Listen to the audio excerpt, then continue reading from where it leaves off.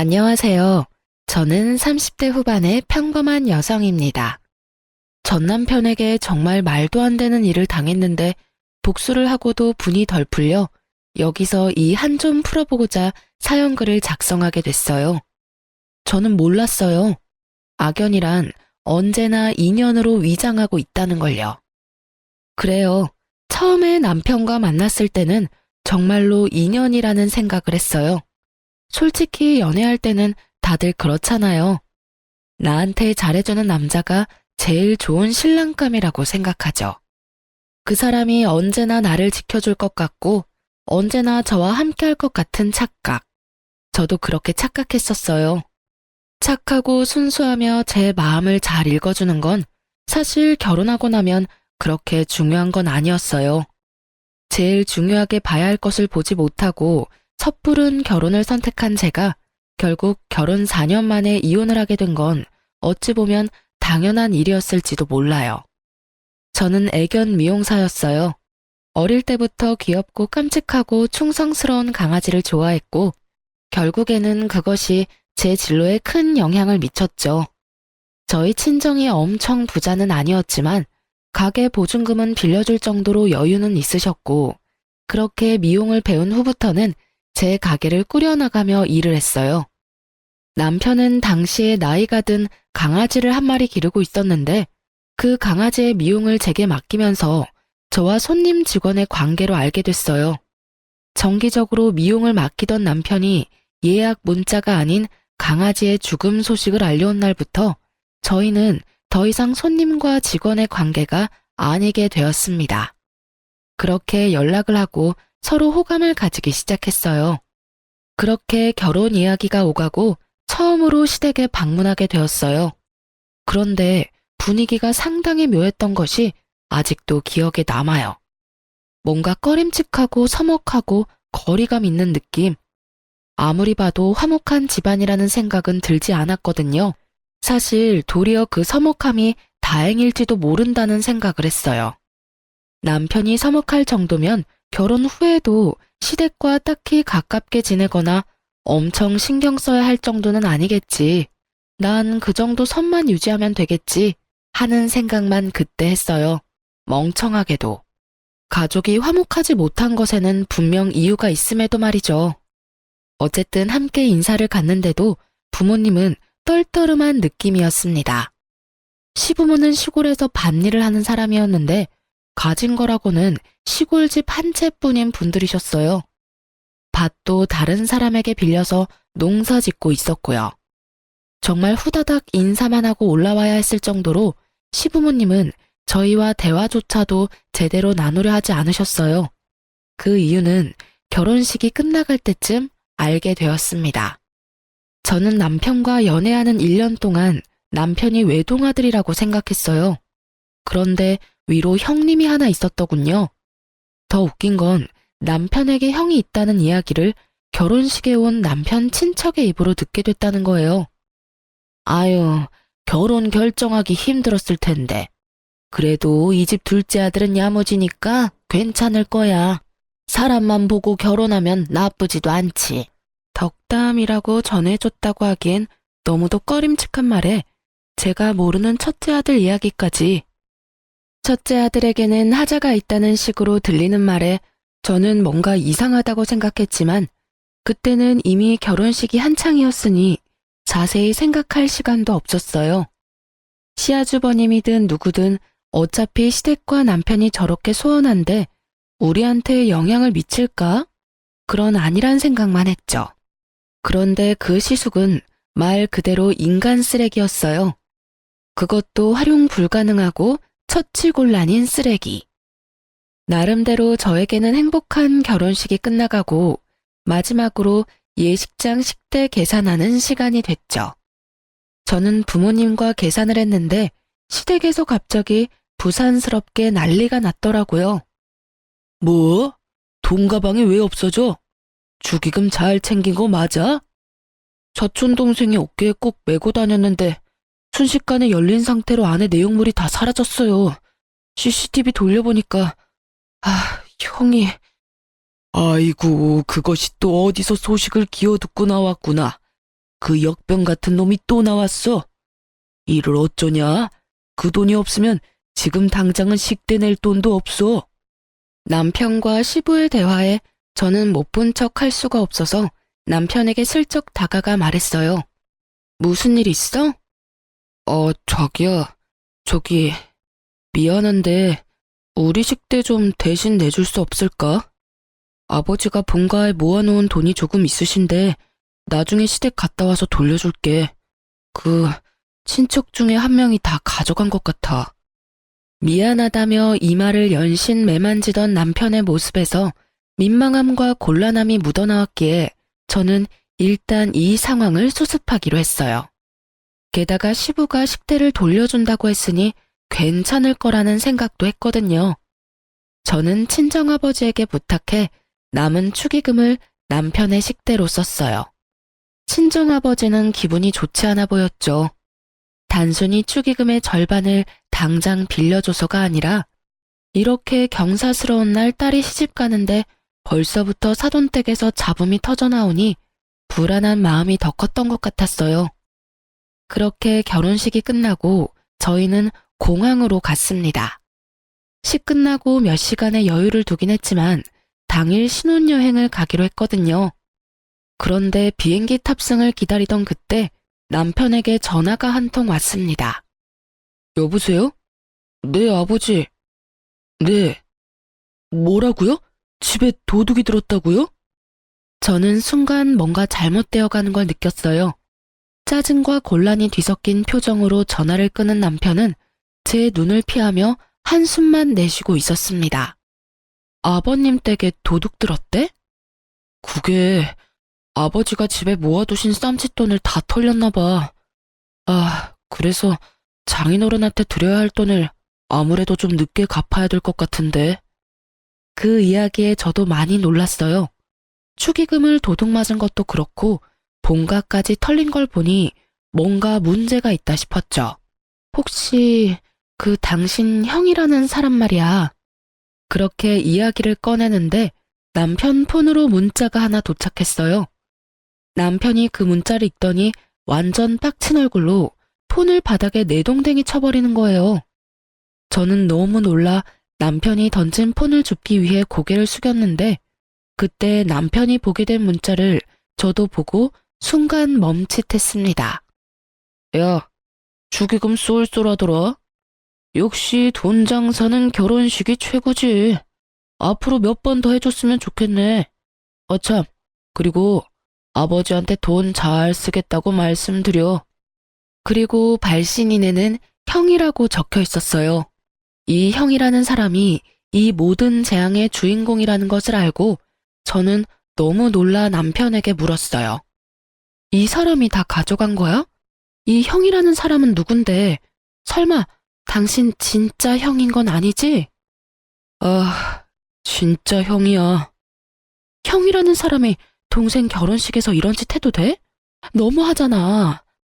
집안의 돈이란 돈은 다 쓸어갔네. 당신, 근데 나한테 왜 형 있다는 이야기 숨겼어?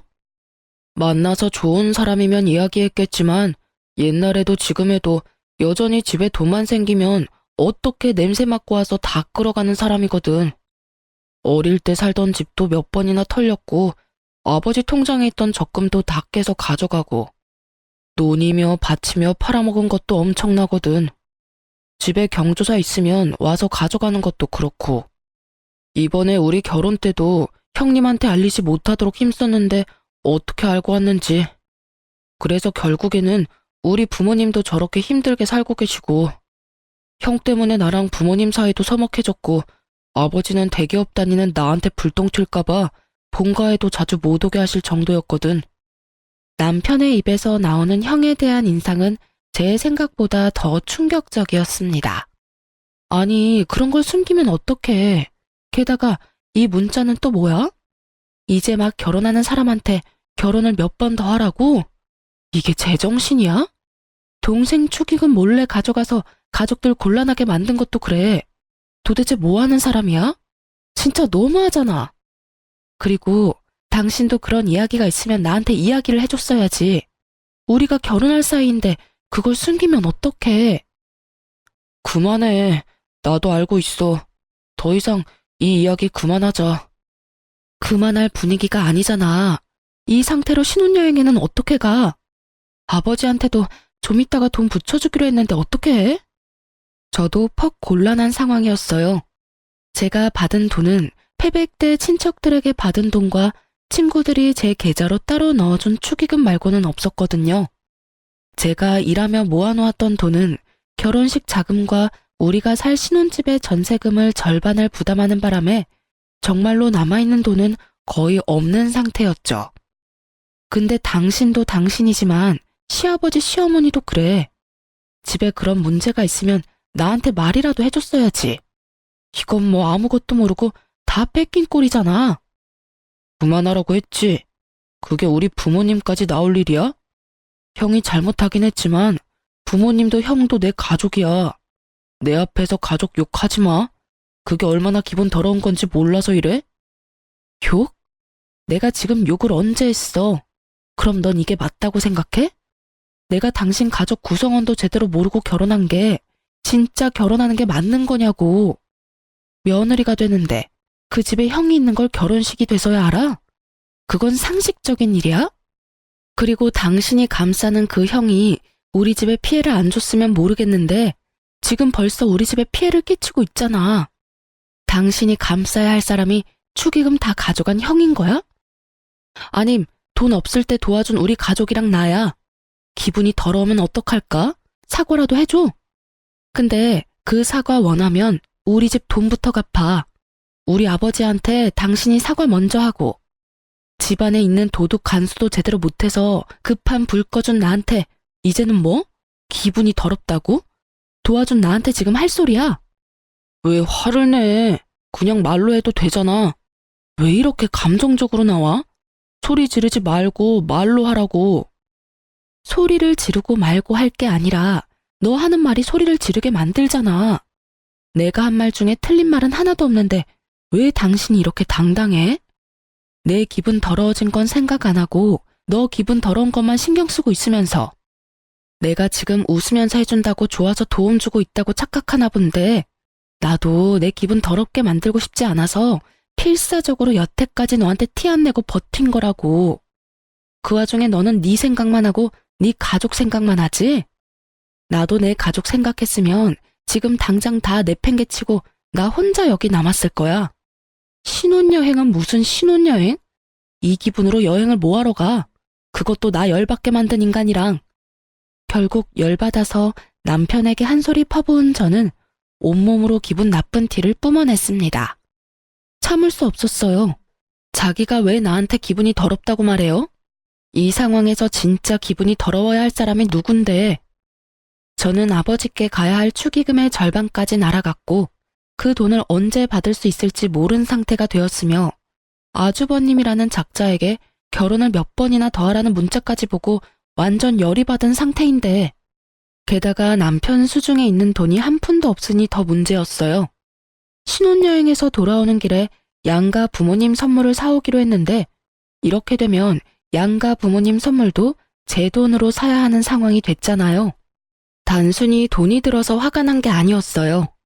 이 행복한 신혼여행의 기분을 완전히 잡치게 돼서 짜증도 났는데 돈까지 내가 다 내서 무언가를 해야 한다는 상황이 더 열이 받은 거였죠. 노발대발하는 제 모습에 남편이 순간 흠칫하더군요. 결혼할 때까지는 저는 한 번도 화를 낸 적이 없었거든요. 아마 제가 화내는 모습을 처음 봤을 수도 있어요. 제가 화를 안 낸 이유는 단순했어요. 서로 다른 환경에서 자랐으니 저와 다른 면을 발견하더라도 상대방에게 그걸 고치라고 강요하지는 않았거든요. 근데 남편도 저한테 상식적인 선에서 대했고요. 그런데 이번은 그 상식에서 완전 벗어난 일이었잖아요. 피해는 저와 저희 집이 다 당했는데 자기 가족만 감싸고 도는 남편 놈을 보니 제가 결혼을 잘못했나는 착각까지 들 정도였으니까 말이죠. 그제서야 남편 놈은 눈을 동그랗게 뜨고는 주춤거리며 제게 말을 하더군요. 자기야, 내가 정말 미안해. 내가 잠깐 정신이 나갔나 봐. 그래, 당신은 충분히 화낼 수 있지. 나도 형 때문에 화나고 짜증나서 그랬어. 당신한테 화내야 할 일이 아닌데. 화 다 내고 사과하면 뭐가 달라져? 내가 기분 나쁜 건 너는 할 말 다 해서 속이 시원해졌고 사과 한마디면 끝나는데. 나는 속으로 더 열받고 있는데 수천 마디 말을 당신 사과 하나 때문에 못하게 된다는 점이야. 여기서 화를 내면 또 나만 나쁜 여자 되는 거니까. 사과를 할 거면 사과할 일을 좀 만들지 마. 생각해보면 단순하잖아. 아니면 좋게 말하고 끝날 일들이었고.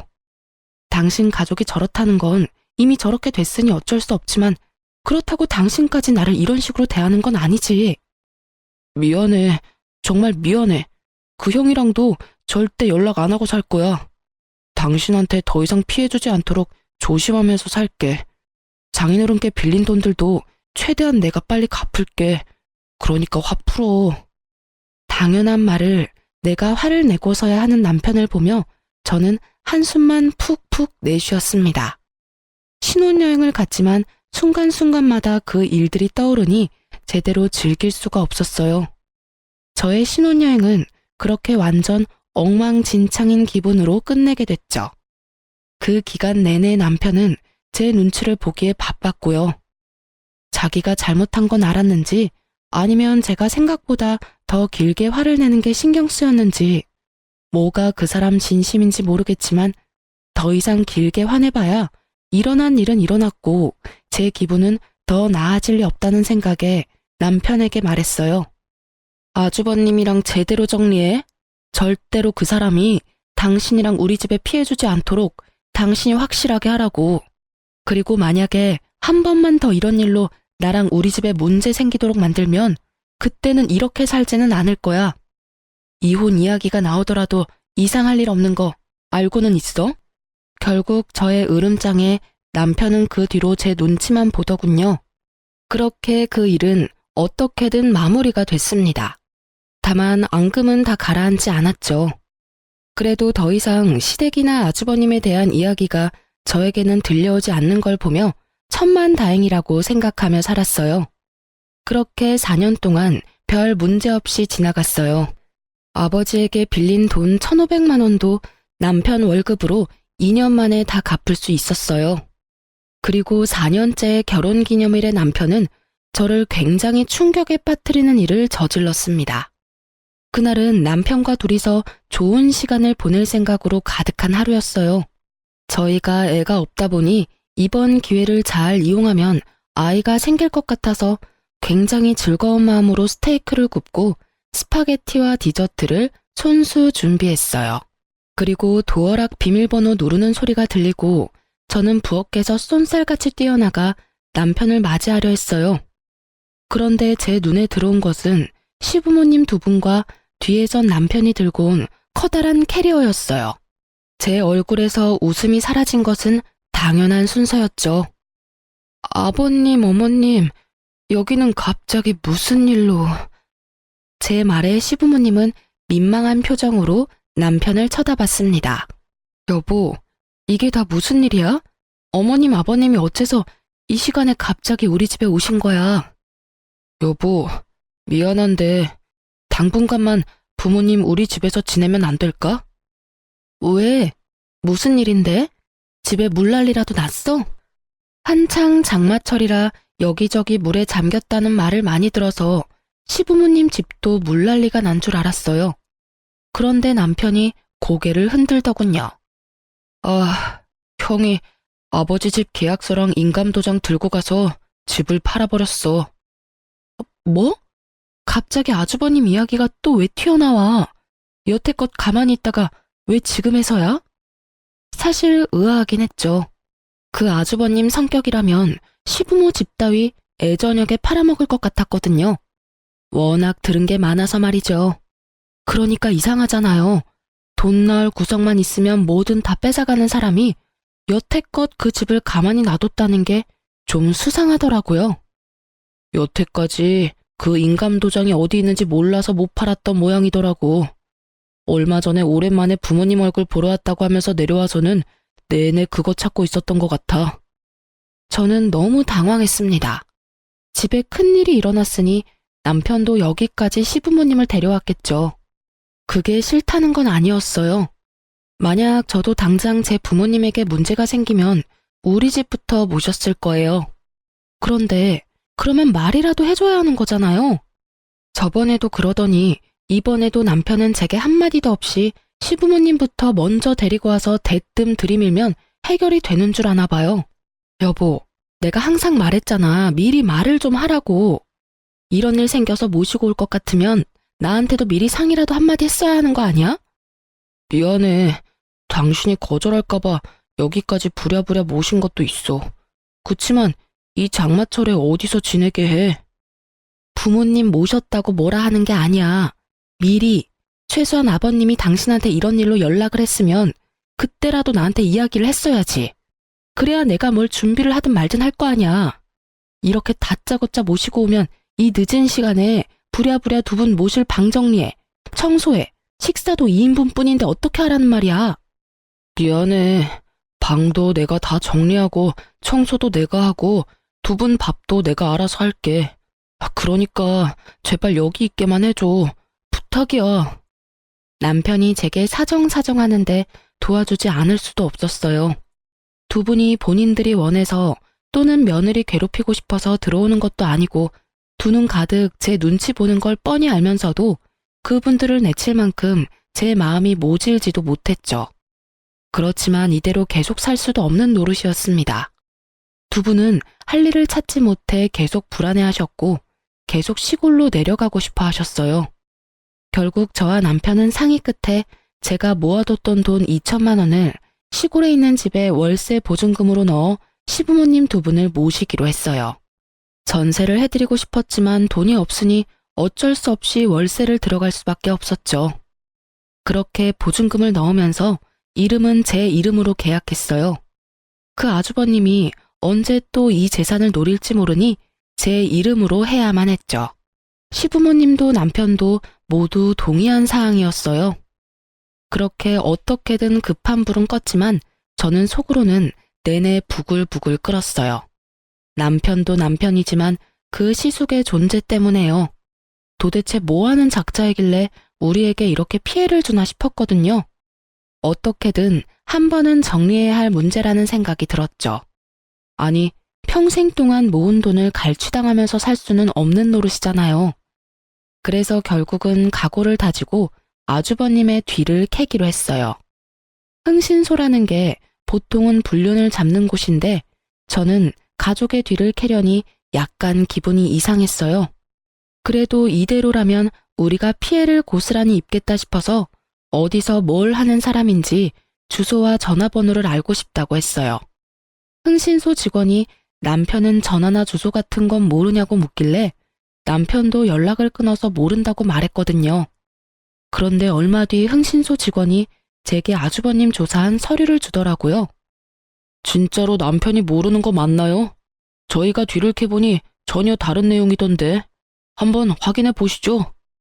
그게 무슨 말이에요? 남편도 시숙이랑 연락 끊은 지 오래돼서 모른다고 하던데. 그 시숙이라는 분이 남편 뒷조사를 했던 것 같더라고요. 그래서 저희도 조사하면서 알게 된 사실인데 두 사람이 뭔가 거래를 한 것 같던데. 그 부분은 저희가 상세히 알기는 어렵고요. 사실 저희가 완전 다르다고 한 건 그 뒷부분에 넘어가면 있거든요. 먼저 확인 한번 해보세요. 흥신소 직원의 말에 저는 서류를 한 장 한 장 넘기다가 너무 놀라 뒷목을 잡을 뻔했어요. 게다가 너무 화가 나서 손에 힘을 너무 많이 주는 바람에 들고 있던 서류까지 구겨지고 찢어졌죠. 뒷조사에는 아주버님만 있었던 게 아니었어요. 남편이 웬 여자와 만나는 게 찍혀 있더라고요. 여기서 불륜이라니. 제가 너무 놀라 부들부들거리고 있자 그 직원분이 저한테 말해주더군요. 저희가 서로 만나는 걸 직접 확인했습니다. 두 분이 뭔가 이야기를 하고 남편분이 돈을 건네더군요. 두 분의 대화 내용은 일단 녹음해 왔습니다. 그리고 의뢰 대상만 쫓으려고 하다가 혹시나 해서 남편분도 같이 쫓았는데 이런 결과가 나왔어요. 맨 마지막에는 숙박업소에 함께 들어갔다가 함께 나오는 남편과 상간녀의 모습이 그대로 찍혀 있었어요. 아주버님을 조사하려다가 남편의 불륜을 알게 된 제 기분은 완전히 바닥을 쳤습니다. 그리고 직원이 들려주는 대화 내용을 듣고는 더 열이 받아버렸죠. 왜 또 돈을 달라고 하는데? 나 이제 돈 없다니까? 그 일은 저번에 준 2천만 원으로 끝난 거잖아. 형이 비밀 지키겠다고 했고, 그것 때문에 내가 아버지 인감이랑 집 계약서 어디 있는지 알려줬잖아. 야, 그럼 네 마누라가 알아도 좋아? 너 네 마누라한테 돈 많이 빌렸다며? 네가 밖에서 그런 짓이나 하고 돌아다니는 거 알면 마누라가 참 좋아하겠다. 그치? 돈 주기 싫으면 말어. 내가 직접 네 마누라한테 가서 네가 어떤 여자랑 어디서 뭘 하는지 가르쳐 줄 테니까. 이 대화를 들으니 단번에 알겠더군요. 시숙은 남편이 바람 피운 장면을 목격했던 거예요. 그리고 그걸 비밀로 해주는 조건으로 남편을 꼬드겨 인감도장을 찾아 집까지 팔 수 있게 됐고요. 이 모든 게 남편 놈의 불륜 때문에 벌어진 일이라는 것도 일목요연한 일이었습니다. 그래놓고 모든 걸 자기 형 책임으로 몰아가다니. 애초에 남편이 불륜을 저지르지 않았다면 그 형이 그걸 빌미로 시부집을 팔 일도 없었을 테고 제가 보증금을 마련해야 할 일도 없었을 테죠. 저는 너무 열받아서 추가로 남편과 상간녀에 대해 조사를 부탁했습니다. 그리고 혹시라도 남편에게 숨겨진 재산이 있는지도 확인했어요. 저는 그날 저녁 늦게 집에 들어갔습니다. 남편과 마주치면 바로 욕이 튀어나올 것 같아서 남편에게 먼저 자라고 문자한 뒤에 12시가 다 돼서 집으로 들어갔어요. 그리고 잠자고 있는 남편의 휴대폰을 들고 와 본인 인증을 했는데 토지와 아파트가 있더라고요. 저와 사는 집 하나만 공동 명의로 뜰 줄 알았는데 논밭도 있었고 아파트도 한 채 더 있더군요. 그 땅들이 시골에 있던 시부모님 살던 지역이더라고요. 아무리 봐도 시부모님이 남편에게 시숙 몰래 넘겨주신 재산 같았어요. 그걸 보는데도 완전 어이가 없었어요. 돈이 있는데도 저한테 모든 걸 다 떠맡기고 돈을 내도록 만들었잖아요. 불륜만 해도 여기를 다 엎어버려도 모자랄 정도인데 재산까지 숨기고 제 돈과 친정 돈을 펑펑 쓰도록 만들었다니 저는 정말로 이 남자를 죽이고 싶은 마음이 머리 끝까지 들었습니다. 이건 절대로 이혼감이라는 생각이 들었죠. 그런데 참았어요. 왜냐고요? 불륜은 증거 싸움이고 어찌됐든 증거가 불충분하거나 불법적인 경로로 얻은 거면 저에게 오히려 더 불리하게 작용한다고 들었거든요. 인터넷에 떠도는 이용 글들에서 얻은 정보였어요. 그리고 저는 제가 불행해지는 건 싫어요. 나쁜 연놈들이 불행해지는 걸 보고 싶은 거지. 게다가 흥신소에서 수집한 증거들은 모조리 불법 증거가 될 수도 있어서 일단 제 손으로 띄어야 했죠. 다행히 여름 휴가철이라 여름 휴가 명목으로 가게 문을 일주일간 닫았어요. 그리고 그 일주일간 남편 뒤를 캤답니다. 아주 고구마 줄기처럼 줄줄이 엮여 올라오더군요. 숙박업소에 함께 들어가는 사진과 함께 나오는 사진, 그리고 두 사람이 팔짱 끼고 애정 표현하는 사진까지 모조리 제가 직접 쫓아다니며 살심을 숨기고 찍은 사진들이었습니다. 그리고 남편 자는 동안 남편 지문으로 폰 열어서 그 여자랑 나눈 증거 대화들 모두 사진 찍어놨어요. 그리고 마지막 증거는 저 혼자가 아닌 시부모님과 함께 하게 됐습니다. 바로 남편이 그 상간녀와 숙박업소에 들어갈 때 시부모님을 불렀어요. 저는 시부모님에게는 남편이 할 이야기가 있다는 말로 이쪽으로 오시도록 만들었습니다. 몇 호에 들어갔는지 확인한 저는 그 방문 앞에서 동영상을 찍기 시작했습니다. 문 앞에 바짝 대고 있어서 그런지 녹음이 그래도 됐더군요. 두 분 부모님이 왜 이런 곳으로 불렀냐며 눈살을 찌푸리는데 저는 잠시만 계셔달라고 했어요. 남편이 여기서 곧 나올 거라고요. 부모님은 전혀 의심도 안 하시더군요. 그리고 문이 열리자 남편이 제 얼굴을 보며 깜짝 놀랐어요. 어머니, 아버지, 그리고 당신 여기서 뭐 하는 거야? 뭐 하긴, 남편 같지도 않은 놈 불륜 증거 잡고 있지. 내가 이 방 앞에서 장장 2시간을 기다렸다, 이 새끼야. 네가 감히 날 놔두고 바람을 펴? 네가 어떻게 그럴 수 있어? 어? 남편에게 소리 지르자 남편 뒤를 따르던 여자가 놀라서는 다시 방으로 들어가서 문을 걸어 잠그더군요. 저는 그 방 안에 소리쳤어요. 나올 때까지 나도 안 가. 지금 당장 모면하려고 해도 어차피 나올 구멍은 여기뿐이거든. 앞에서 기다릴 테니까 얼굴이나 한번 보자. 그때 남편이 제 손을 확 잡더군요. 그만해. 여기서 뭐 하는 거야?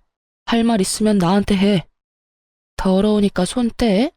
너한테 할 말이 없을 리가 있겠냐? 더러운 놈. 어디서 나한테 이래라 말아야.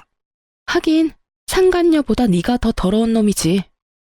우리 부모님은 왜 모셔왔어? 너 부모님들한테 할 이야기 없어? 난 네가 할 이야기 많을 것 같아서 모시고 왔는데 집 때문에. 무슨 소리 하는 건데? 저는 시침이 떼는 남편과 아무것도 모르는 시부모에게 흥신소에서 받아온 녹음본을 들려줬어요. 그걸 듣는 동안 남편놈 얼굴은 새파래지고 시부모 얼굴은 벌겋게 달아올랐습니다. 이 인간 말종 같은 놈아, 네가 그걸 네 형한테 알려준겨? 아이고, 세상에 믿을 놈 하나 없다더니 어떻게 네가 그런 짓을 해? 이놈아, 너 그러면 내가 준 논밭이랑 아파트는 어쨌냐? 너 설마 그것까지 팔아먹었어? 아니에요. 그건 아직 있어요. 제 명의는 아니지만. 네 명의가 아니면 누구 명의로 되어 있는데? 남편이 망설이자 시모가 저를 쳐다보며 말하더군요. 설마 며느리 앞으로 했니? 맹세코 제 앞에는 아무것도 없어요. 지금 사는 아파트도 공동명의고 두 분 보증금도 겨우 모은 제 전 재산이거든요. 그럼 설마 너 저 여자 앞으로 다 돌려놨어? 그 말에 남편놈이 말을 하지 않고 고개만 돌리자 시부모가 그 자리에서 털썩 주저앉았어요. 너 미쳤어? 부부 사이도 아닌 생판 모르는 여자한테 지금 전 재산을 맡긴 거요? 난리가 났습니다. 이런 난장판이 따로 없었어요. 저는 저대로 열이 폭발했고요. 이 미친놈이 돈을 그만큼 가지고 있었으면서 여태까지 나한테 빨대를 꽂았어? 네가 사람 새끼야? 지금 당장 우리 아빠한테서 가져간 돈 내놔. 아버지, 나 이 여자랑 이혼하고 명의 변경한 여자랑 결혼하면 그 재산 다시 가져올 수 있어. 그러니까 저 여자랑 이혼만 하면. 시부모의 얼굴에 희미한 희망이 돌아오더군요. 그렇지만 제게는 절망이었어요. 그리고 저 정신 나간 헛소리를 듣고 있는 것도 더는 참을 수 없었어요. 그래서 소리를 꽥 질러버렸죠. 야, 이 정신 나간 놈아. 누가 너랑 이혼 안 하겠대? 아랫돌이 아무한테나 휘두르고 다니는 너 같은 걸레하고 1초도 같이 있기 싫은 게 나야. 이혼을 이야기해도 내가 이야기해야지. 더러운 새끼. 네가 뭔데 나한테 이혼하자고 난리야? 그래 해. 이혼. 근데 네가 가져간 돈은 다 내놓고 꺼져야지. 우리 아버지한테 빌려간 돈, 내가 내준 보증금, 위자료까지 싹 다 내놔. 돈 없어. 당신한테 주고 싶어도 이미 내 재산 다 넘어갔다고. 가져가고 싶으면 당신 맘대로 해. 난 없어. 실실 웃으며 돈 없다는 남편놈 보니 뒷목 잡고 넘어갈 것 같았어요. 저는 남편놈에게 소리쳤죠. 그래? 그럼 법적으로 해. 당신한테 소송 걸 테니까 아주 잘해봐. 저는 남편을 째려보며 이곳에 오기 전 상담차 들렀던 이혼 전문 변호사 사무실로 전화했습니다. 네, 이혼하려고 하는데 이 인간이 자기 재산을 상간녀 앞으로 다 돌렸다네요. 지금 있는 재산은 저랑 공동 명의로 가지고 있던 아파트인데 그거 처분 못하도록 할 수 있나요? 네, 그럼 그렇게 해주세요. 뭐 한 거야, 당신? 신혼집 공동 명의, 명의자 바꿀까봐 못하도록 법원에 신청했어. 이거라도 있어야 너한테 뜯긴 내 돈이랑 위자료라도 건지겠지. 짐 다 싸서 내놨으니까 알아서 찾아가. 그리고 난 절대로 너희 둘 용서 안 해. 그렇게 말하고 돌아서던 저는 방 안에서 모든 걸 듣고 있을 상간녀에게 말했습니다. 상간녀야, 너 직업 좋더라? 내가 곧 그 직업 잘리도록 만들어줄게. 저는 그렇게 말하고 집으로 돌아왔어요. 큰 소리는 쳤는데 진짜 딱 죽고 싶었어요. 너무 비참하고 열받아서요. 왜 나한테 이런 일이 일어나나 싶고 세상 불행은 왜 저에게만 오나 싶었거든요. 그렇게 저는 남편과 상간녀에게 소송을 진행했어요. 아이러니하게도 상간녀 직업은 공무원이었거든요. 뒷조사 해주시던 분들이 여기 오기 직전에 알려줘서 상간녀에게 그렇게 큰 소리 쳤던 거고요. 공무원은 품위 유지를 위반하면 징계를 받잖아요. 그래서 불륜징계 처분을 받을 수 있도록 변호사와 이야기했어요. 그걸 이용해서 완전히 발 디디고 설 곳 없도록 만들기로 했어요. 남의 것을 빼앗을 때는 본인도 뺏길 수 있다고 생각하는 게 당연한 거 아닌가요? 그렇게 저는 남편과 이혼에 성공했어요. 공동명의였던 집도 온전히 제 명의로 바뀌었어요. 남편에게서 받을 재산이 그것뿐이라 위자료와 시부 보증금으로 받아야 할 돈들을 그걸로 가져온 거였어요. 그리고 시골에 얻어준 시댁 보증금은 빼버리려 했더니 계약 기간이 안 돼서 세입자를 새로 구해줘야 빼준다고 하더라고요.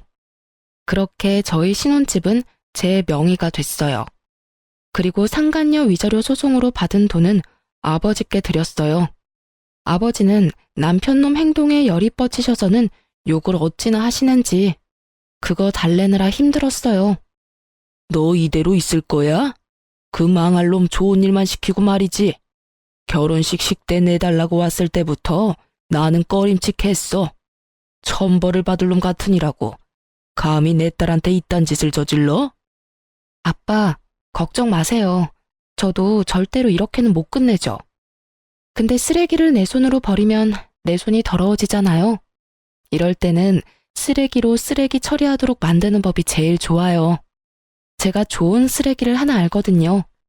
저는 아버지에게 그렇게 이야기하고 전 남편의 형에게 전화를 걸었습니다. 네, 안녕하세요. 저 당신 동생 와이프예요. 얼마 전에 이혼했거든요.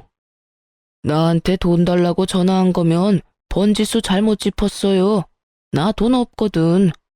그리고 동생이랑 남남이면 나랑도 남남인데 뭔 일로 전화를 했어요? 별일 아닌 거면 끊습니다. 급하시네요. 좋은 거 알려드리려고 전화했는데. 당신 남동생한테 재산이 얼마나 있는지 모르죠? 걔는 벌써 내가 다 털어서 얼마 전에 연락했는데 개털이던데. 그럴 리가 있겠어요?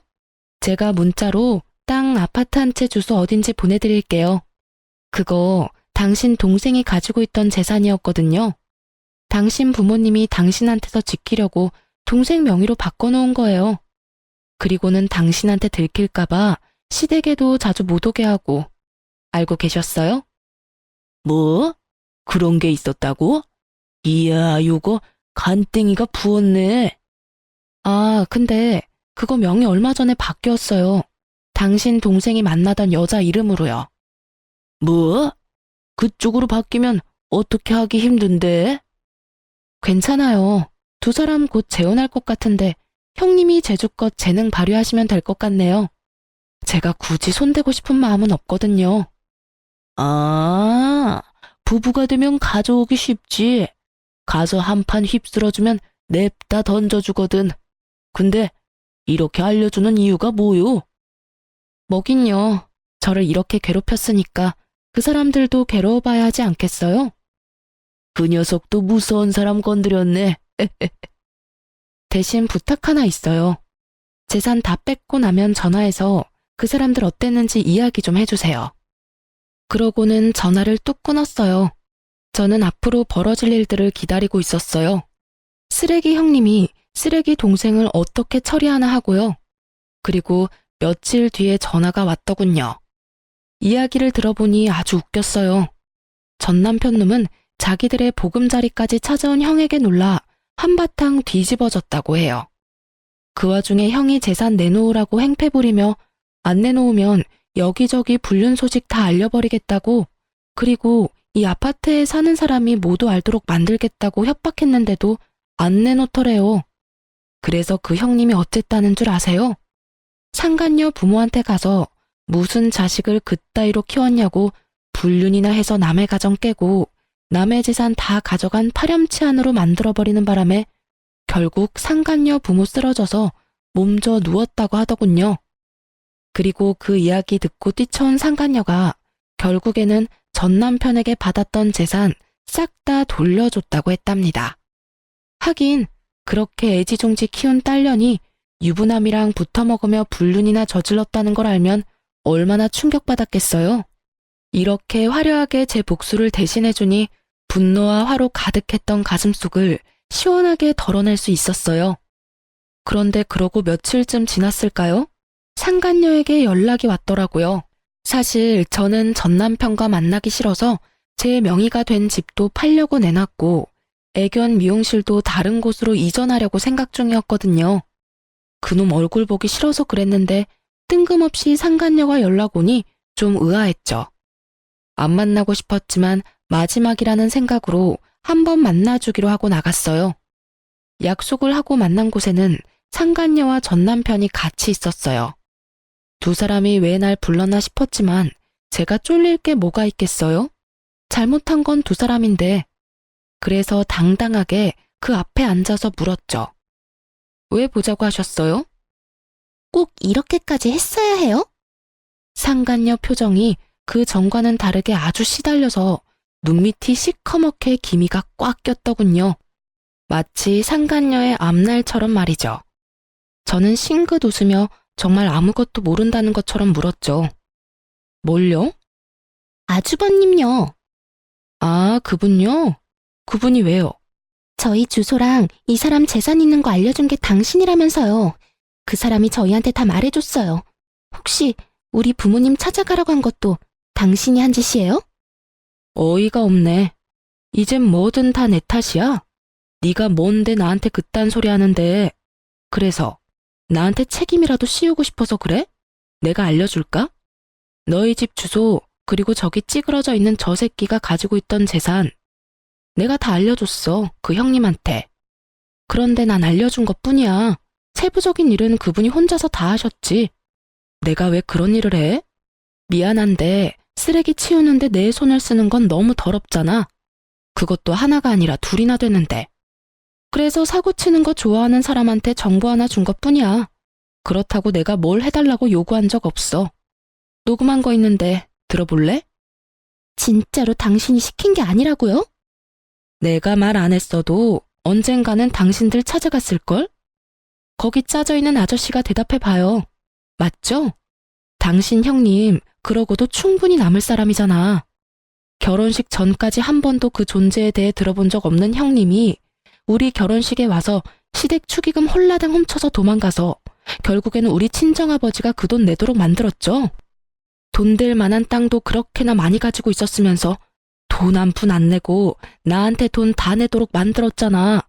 그게 이 인간 수법이라고. 그 형님이라는 쓰레기 같은 인간이랑 똑같은 쓰레기. 제 말에 상간녀가 분노를 삼키려는 건지 이를 꽉 깨물더군요. 이제 알겠어? 네가 가져간 게 저런 인간이야. 잘 됐지 뭐. 나만 아니면 되니까. 야, 이 나쁜 놈아. 그런 가족이 있었으면 나한테 말을 했어야 할 거 아니야. 너 지금 나 속이고 결혼하자고 한 거라고.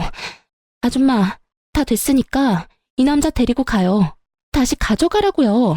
저 새끼 때문에 나는 3년간 악착같이 공부해서 들어간 번듯한 직장에서도 해임됐고 결국에는 소문까지 다 나서 얼굴도 못 들고 다니게 됐어. 우리 부모님은 아예 내 얼굴 볼 생각도 안 하고 이놈은 자기도 회사 잘려서 놀고 있지를 않나 위자료 대신 내준다는 말만 믿고 있었는데 그 형이 나타나서 다 빼앗아가질 않나. 이게 도대체 무슨 일이냐고. 당신이 남자 간수를 못하니까 지나가는 나 같은 여자가 봉변을 당하는 거잖아. 아니, 눈 맞은 건 둘인데 왜 나한테 성질이야. 내가 이 썩을 인간한테 더 유감이 있긴 한데 너한테도 유감은 차고도 넘쳐. 어디서 유부남 노리고 만난 년이 감히 나한테 큰 소리야. 그리고 한 번 가져갔으면 반품 불가거든? 그럼 어떡하라고. 내 인생 완전히 망했는데. 나는 직장도 돈도 명예도 이젠 부모님도 잃었다고. 나한테 남은 건 하나도 없어. 네가 책임져. 이 정신 나간 놈아. 왜 그딴 형 하나 간수를 못해서 내 인생을 망쳐놔? 결국 상간녀의 화살은 전 남편에게 돌아갔고 그는 억울함 가득한 눈으로 상간녀에게 말하더군요. 우리 사랑하는 사이였잖아. 너도 좋다고 했으면서 이제 와서 이딴 소리 하냐고. 언제는 내가 뭐라도 다 좋다며. 사랑이 밥 먹여줘? 직장 잃고 나한테 빌붙으려는 거 내가 모를 줄 알아? 내 인생 돌려놔 이 나쁜 놈아. 전 남편 멱살을 붙잡고 소리치는 상간녀에게 제가 웃으면서 말해줬어요. 네 인생 망친 건 너야. 불륜 아니었으면 그 아주버님이라는 작자하고 다시 만나지도 않았을 테지. 그래도 나한테는 상간녀야. 네가 은인이다. 결국 상간녀는 열받아서 나가버렸고 전 남편 놈은 저와 상간녀 사이에서 말도 없이 우물쭈물거리다가 뒤늦게 상간녀 뒤를 쫓아갔더군요. 그 뒤에 전화 오는 거 다 연락 무시했더니 그 다음에는 장문의 문자를 보냈더라고요. 안 읽고 지우려다가 2달 뒤에 생각나서 한번 읽어봤는데 아주 쓸모없는 것들만 써져 있더라고요. 미안하다, 다시 돌아가고 싶다, 뭐 이런. 정말 하등 쓸모없는 후회로 가득한 말? 괜히 읽어서 제 기분만 잡쳤어요. 결국 여기서도 저기서도 버림받은 전 남편은 빈털터리에 집도 없이 결국 시골 시댁으로 내려가 보증금 2천짜리 시댁에 들어갔다고 하더군요. 그런데 자기들 재산 다 말아먹은 시부모가 그런 아들을 집에 곱게 들였겠어요? 등짝을 때리고 책임지라고 고함을 지르고서야 겨우 용서를 받아 들어갔다고 하더라고요. 그 작은 집을 어떻게든 아주버님 손에서 지키려고 전전긍긍하며 살고 있다는 이야기를 듣고 한바탕 웃었네요. 이래서 쓰레기는 쓰레기로 처리하는 게 깔끔한 것 같아요. 나쁜 짓 하고 시골까지 쫓겨나갔으니 반성은 좀 했을까 모르겠네요. 인생 통틀어 최악의 쓰레기를 천벌받게 만든 제 사연. 여러분은 어떻게 생각하실까 모르겠네요. 지금까지 제 사연 들어주셔서 감사합니다. 좋은 하루 되세요.